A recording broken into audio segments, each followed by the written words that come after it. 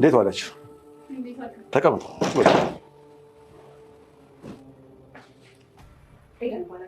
ቲና እባላለሁ። ልትወጣ ስትል ነው የመጣችሁት? ካሌብ ሸኛት። እኔ ሸኛታለሁ። ለምን አንተ? ደስ አላላትም ዳኒ። ካሌብ ሸኛት። ኧረ ችግር የለውም ጋሼ፣ ዳኒ ሸኛኛል። አመሰግናለሁ። አንተ ምን እየሆንሽ ነው? እኔ ላይ አንተ የምትጫወተው? ተረጋጊ እንጂ። አረጋጋ። ቆይ አንቺ የሄድሽበት ቦታ የት ነው? ቆይ ምን አብለተው ነው የላኩሽ? እኔ ምንም አልሆንኩም። ቆይ ልጅቷ ምናችሁ ናት? ጭራሽ ምናችሁ ናት? አሁን ምናችሁ ናት? የሱስ ይሁን አንተ ሸኛ ያደረገ ዳኒ ወዴት ነው? ቀጠሮ አለኝ። የት? ጓደኞቼ ላገኝ እና አብረን እናገኛቸው? አይ አንቺ መምጣት የለብሽም አልነገርኳቸውም አይደል? እንዴት አዳንተን ምለምን? አትለምን። ምንም የሚያስለምን ነገር የለም። እና ቆይ አባዬ እንደዚህ እንደተዋረድክ ትቆያለህ? አክብራኝ ታውቃለች እንዴ? ንቃ ታውቃለች እንዴ? እኔ የምለው አባዬ ቆይ ግን ትውስታ እየተመለሰ ነው? አክብራኝ ቢሆንማ ኖሮ ለምን እንደዚህ ትሆናለች? እንዴት እንደዚህ ያደርጋለሁ? እሱማ አታረግም። እውነት ለመናገር እኔና እሷ መሀል ምንም ነገር ባይፈጠር ሰጧት ብትለኝ ራሱ አምን ነበር። የገደለች ይመስሏት ጠላትነቷን በሚገባ አሳየች። እኔማ ፈዝዤ ነበር። በነገራችን ላይ አሁን ፈዛል። አባዬ ተወኝ እባክህ፣ እንደዚህ አትበለኝ። የምሬን ነው። ኤደንን ካልፈለካት ትቅርብህ። ግን ቢያንስ ያቃጠሉን ያክል አቃጥላቸው። አባዬ አሁን የምቃጠለው በቂ ነው፣ ሌላ ያስፈልገኝ። እሱ ለኔ ደግሞ ከስንት ጉድ እንዳወጣሽ ቢያቅ የበለጠ ይወድሽ ነበር። እሺ አሁን ውጣ። እሺ ግን አስብበት።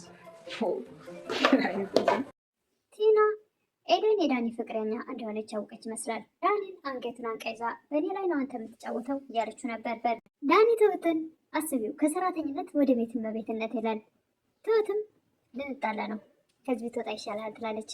እኔ ከአንቺ ጋር መጣላት አልፈልግም፣ ደግሞ መልካም ምኞቴን ነው የገለጽኩልሽ። አስበሽዋል? ከስንት ነገር እንዳወጣሽው ቢያውቅ ደግሞ የበለጠ ይወድሻል። ትሁት በመገረም እያየሽው እንዴ በድርሻውን ውጣ ትላለች። እሺ ይወጣሉ ግን አስቢበት ይላል ዳኒ። ቲና ከቤት ስትወጣ ዳኒን ውጭ ላይ ታገኘዋለች። እሱም ወዴት ልትሄድ ነው ትላለች። ወደ ጓደኞች ጋር እየተከታተልሽ ነበር እንዴ ይላል። አልተከታተልኩም ግን ደግሞ ብቻዬን መሆን ጨንቆኝ ነበር ትላለች። በፍጹም እንደው ምንም አልሄድም ይላል። በእኔ ታፍራለህ እንዴ ትላለች።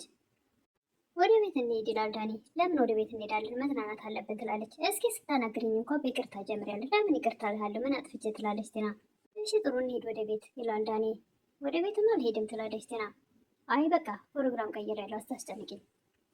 ሰላም ይስጥልኝ ውድና የተከበራችሁ በመላው ዓለም ያላችሁ ኢትዮጵያውያን ኤርትራውያን ናችሁ። እግዚአብሔር ይመስገን ደህና ነኝ። የግፈኛዋ ሚስትና የሰራተኛ ፍጥጫ ክፍል 31ን ቀጣይ ክፍል አብረን እናያለን። ትሁት ለካሌብ አባት አባዬ እንደዚህ ከምትደብር ለካሌብም ያለውን ነገር ነግረው ለምንድን ነው በቀላሉ ነግራችኋት የማትገላገሉት ትላለች። የካሌብ አባትም አሁንም እኮ ተገላገለን ይላሉ። እሷ እኮ ገና እየደነፋች ነው ትላለች ትሁት። ከያት የእሷ ግንፋታ ከሳምንት አያልፍም። ትሁትም ቆይ ግን አባዬ እስከምን ድረስ ነው ጊዜ የምትሰጣት ትላለች። አይ ራሷ መታለች አይደል በቃ ምንም ካላደረገች እስከምን እንደምትሄድ ልያትና ምንም ካላደረገች እነግራታለሁ ይላሉ የካሌብ አባት። የካሌብ አባትም በዚህ አያያዘውማ ተከራይም እንዳታመጣብን ይላሉ። ሰላም ለማግኘት እኮ ያለውን ነገር ተናግረህ መገላገል ይሻላል ትላለች ትሁት። ዛሬ በነግራት የሚቆጭ ይመስልሻል ይላሉ የካሌብ አባት። እኔ እንጃ አላውቅም። አይ ይህን ነው የምልሽ አንቺ አታውቂም፣ እሷ ገና ብዙ ነገር ታደርጋለች ይላሉ የካሌብ አባት። ስለዚህ ነገሮችን እሷ ራሷ እስክታደርግ እጠብቃታለሁ ይላሉ የካሌብ አባት። ይሻላል አባዬ፣ አይዞሽ ልጄ፣ ከሳምንት አያልፍም፣ አስችሏት ብዙ የምትቆይ አይመስለኝም። የካሌብ አባት ለካሌብ የረሳውና ብዙ ገንዘብ ያስቀመጥክበት አካውንት አለ ይላሉ። ካሌብም ይህን ያክል ገንዘብ መረሳ ይመስላል ይላል ካሌብ። ግን እኮ ደሞዝ ብላ ያስገባው በጣም ትንሽ ብር ነው ይላል ካሌብ። የካሌብ አባትም 10 ሺህ ብር መቼ አነሳት? ልካፈል ካለች 5 ሺህ ብር ይዛ ትወጣለች ማለት ነው ይላሉ የካሌብ አባት። ልጅቷ ልታሳብዳት ነው አይደል ይላል ካሌብ። ወይስ ዝም ብለን ሁኔታውን እናያለን ይላሉ የካሌብ አባት። ካሌብ ቆይ ግን ልጁ የኔ ቢሆንስ ይላል። የካሌብ አባትም ቆይ ግን አንተ ስታስበው ከማትፈልገው ወንድ ልጅ የምትወልድ ይመስላል?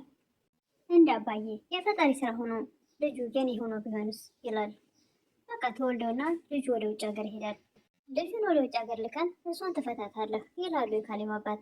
መቼም ከዚች አይነት አውሬ ጋር ሰው ሊኖር አይችልም፣ እናት እኮ ነች ይላል ካሌብ። የካሌብ አባትም ማንም ሰው ራሱ የተንጋደደ ከሆነ የሚወልደውም ልጅ የተንጋደደ ነው። ደረሰኝና ቤት ያሉትን በሙሉ እሷ የምታይበት ቦታ አስቀምጥ ይላሉ የካሌብ አባት። እሺ ብሎ የካሌብ አባት የነገሩትን ካሌብ የአባቱን ትዕዛዝ አክባሪ ነውና የተሰጠውን የባንክ አካውንት 10 ሺህ ብቻ ያለበትን ወስዶ ጠረጴዛ ላይ ፊት ለፊት ከነደረሰኙ ቁጭ ያደርግላታል። ቲናም ከዋለችበት ውላ ስትመጣ ጠረጴዛ ላይ 2 የባንክ ደብተሮች ታገኛለች። እያገላበጠች ስታያቸው ምንም ብር የላቸው 10 ሺህ ብር ብቻ ነበር። በፍጥነት እየሮጠች ወደ ካሌብ ወዳለበት ወደ ቤታ ቤት ያን ደብተር ይዛ ትሄድና ይሄ ምንድን ነው ትላለች። ያው ምን ይመስልሻል ይላል ካሌብ። ልታሳብሬ ነው እንደ ካሌብ ትላለች። ካበርሽ እኮ ቆየሽ። ገንዘብ ውስጥ ትላለች ቲና። ይኸው ብሎ ያሳያታል። ይሄ እኮ 10 ሺህ ብር ነው አውቃለሁ፣ ደሞዜ ነው። ልክ ስትፈች ደግሞ 5 ሺህ ብሩን ይዘሽ ትሄጃለሽ።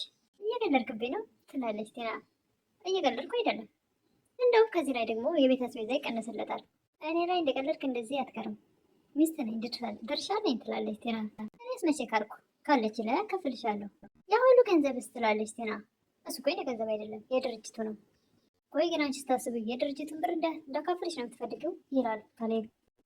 ባልና ሚስት ሆነን ይቅርታ፣ ባልና ሚስት ሆነን ያፈራ ነው ገንዘብ ይሄ ብቻ ነው ትላለች ቲና። ካሌብም ያፈራ ነው አልሽ ይላል ፈገግ እያለ። እኔ ስለፋ አንቺ ስታወድሚ ነበር። እናክል ምን አድርገህልኝ ነው? ገንዘቤን እፈልገዋለሁ። ይሄ ለእኔ ቀንዴ ነው እሺ ብላ ጥለው ትወጣለች ቲና። ካሌብ ካለበት ወጥታ ተደብቃ ለዳኒ ትደውላለች። ሄሎ ዳኒ፣ የት ነው ያለሁ? ልመጣ ነው እባክህ፣ ከባድ ችግር ተፈጥሯል። እሱን ስመጣ እነግርሃለሁ ትላለች። ምን ተፈጥሮ ነው ያላት ይመስላል። ቲናም ግን ደግሞ በጧት እመጣለሁ እሺ። በጧት ተነስታ ቲና ዳኒን ውጭ ላይ ታገኘዋለች። ወይኔ ቲና የአገልቱ ሰርቶልናል ትላለች። ማን ነው እሱ ይላል ዳኒ። ካሌብ ነው ትላለች። ወይ ምን አደረገ? ምንም ያደርገው ነገር አለ? አካውንቱ ላይ 10 ሺህ ብር ብቻ ነው ያለው እባክሽ ይላል ዳኒ። አዎ ሰራልኝ፣ ይሄው ይሻል። ይኸውልሽ ቲና አንቺ ተረጋጊ ይላል ዳኒ። ተረጋጊ? አሁንም ተረጋጊ እያልከኝ ነው ትላለች ቲና። ሴትዮ ሁሉን ነገር ነው እንደ የፈለግሽው? የሚቋቋሙበት ነገርን እንኳን ተይላቸው እንጂ እያለ ዳኒ ነገሩን ስለሚያውቅ እየቀለደባት እያፌዘባት ነበር። ያለርክቤ ነው ያን ሁሉ አመት እኮ ችዬ የኖርኩት ለዚህ ብዬ ነው ትላለች ቲና። ዳኒም እንግዲህ ካልሆነ አልሆነም ነው፣ ፈዛዛ እንደሆነና ነክቶ እንደማያውቅ አሳየዋለሁ ትላለች ቲና። ይኸውልሽ የማይሆን የጅል ስራ እንዳሰሪ ይላል ዳኒ። ቲናም አሽከንጥሬ ጥለዋለሁ ታያለች፣ እስከ አባቱን አሽከንጥሬ የምልጥለው እያለች ከዳኒ አጠገብ ተነስታ ትሄዳለች ቲና። ዳኒ አንቺ ቲና ቆይ ተረጋጊ፣ ብዙ የማታውቂው ነገር አለ። የካሌብ አባትም ጥበበኛ ናቸውና ጥበቡ አያልቅባቸውም እንደዚህ ቢደረግ እያሉ ምክር ስለሚሰጡት ለካሌብ ባዶ አካውንት እንግዲህ ትንሽ ገንዘብ ብቻ ከአካውንት አስቀምጥ ብለው ስለነበረ የአባቱን ትእዛዝ ሰምቶ እንዳለው አድርጎ ነበርና ወደ ቤት መጥቶ ካሌብ አባቱ ጋር ቁጭ ባለበት የካሌብ አባት ቆይ ምን አለች ይላሉ። እንደ አብዳ ሲበቃት ሄደች ይላል ካሌብ። እንዳቃጠለችኝ አቃጠልኳት ይላል ካሌብ። የካሌብ አባትም አይገርምህም ሌላውን ነገር ባታቅ ቤቱ የኔ ነው ብላለች ይላሉ። ካሌብም ወዳም ስለሆነች ነዋ፣ አሁንማ ስድቧንም አልችለው ይላሉ የካሌብ አባት። በስድብ ብቻ ትፋተናል ብለህ ነው ይላል ካሌብ። መቼም ጨከና ከቤት አታስወጣን ይላሉ የካሌብ አባት። ካሌብም ቤቱ የእሷ እንደሆነ ካወቀችማ አካውንቱም ላይ ብር ስለሌለ ጉዳችን ነው የሚፈላው፣ ከቤት ነው የምታባረረን ይላል ካሌብ። የካሌብ አባትም ትንሽ ሰው እንደው ሲታዘበኛል ብላ አታስብም? ምን አይነት ጉደኛ ናት ይላሉ። እንዲህ የተጨዋወቱ እያለ ቲና በር በርገድ አድርጋ ትገባለች። አንዴ ላናግርህ ትላለች። ቀጥይ እኔ እሰማሻለሁ ይላል። ትሁትም የካሌብ አባትም ተሰብስበው ሳልሆን ቁጭ ብለው ነበርና ድርሻዬን ስጠኝ ትላለች። የምን ድርሻ? የድርጅቱ። እንዴ ድርጅቱ እኮ ያባየ ነው ይላል ካሌብ። እና ቢሆንስ እስካሁን የሰራሁበት ትላለች ቲና። ካሌብም እና የሰራሽበትን እኮ 30-50 እያልኩ ሰጥቼሻለሁ፣ የጠየቅኩህን ማድረግ አለብህ አይደል? እንደ ሚስትህ እኮ ነኝ ትላለች ቲና። አንቺም ጠይቀሻል፣ እኔም ሰጥቼሻለሁ። ቆይ ብር እኮ ያልቃል ይላል ካሌብ። ቲናም በኃይል ቃል እየተናገረች ነው። ከዚህ በኋላ የመጨረሻ ንግግሬ ነው ትላለች ቲና። ካሌብም እሺ ቆይ ምን ልሆንልሽ? የአባቴን ንብረት አንስቼ ልስጥሽ? በጣም በብስጭት ተናዳ በጣም ጥሩ ብላ ከተገባቸው ተነስታ ትሄዳለች። ወደ ቤቷ ቤት ገብታ አነስ ባለ ሻንጣ ልብስ ትሰበስባለች። የካሌብ አባትም ወደዛ ወደ ቤቷ ቤት ተነስተው ይሄዳሉ። የሚፈልጉትን ሰነድ ከሷ ለማሸሽ ካሌብ አባትም ሰነዳቸውን ይዘው ወደ ሳሎን ብቅ ይላሉ። አባዬ ምን እያደረገች ነው ይላል ካሌብ። ልብሷን እየሰበሰበች ነው፣ ልትሄድ ነው መሰለኝ ይላሉ የካሌብ አባት። ይሄን ለምን ይዘህ መጣ ሰነዱን ይላል ካሌብ። እንዴ ሰብራ ብትወስድብኝስ ምን ታመጣለች ይላል ካሌብ። የካሌብ አባትም ብትወስደው ምንም አታመጣም፣ ግን ለምን ችግር ውስጥ እገባለሁ? ቆየች እኮ ታዲያ ቶሎ አትወጣም እንዴ ይላል ካሌብ። ችግር የለም ትወጣለች፣ ጠብቃት ይላሉ የካሌብ አባት። የሆነ ነገር ሲፈጠር ወደ ትሁት ጋር ነው የሚሮጠው እና ትሁት ወዳለችበት ጊዜ ነው ሮጦ ቆይ ምንድን ነው የተፈጠረው ይላታል። እኔ ምን አውቃለሁ ግን ስታብድ ነበር። ምንድነው ችግሩ? ምንድነው የምታብድበት ምክንያት ይላል ዳኒ። እኔ እኮ ጆሮ መጥባት አልወድም፣ እናትሽ ነገር ልታበላሽ ነው የመጣችው ይላል ዳኒ። ትሁትም እሱ እንኳን ሳይበላሽ አይቀርም፣ በል ሂድና አሁን የሆነ ነገር በላት። ትሁት የሆነ ነገርማ ሳይበላሽ አይቀርም ይላል ዳኒ። በመኝታ ቤት የገባችበት ምክንያትማ ሳይኖራት አይቀርም ትላለች ትሁት።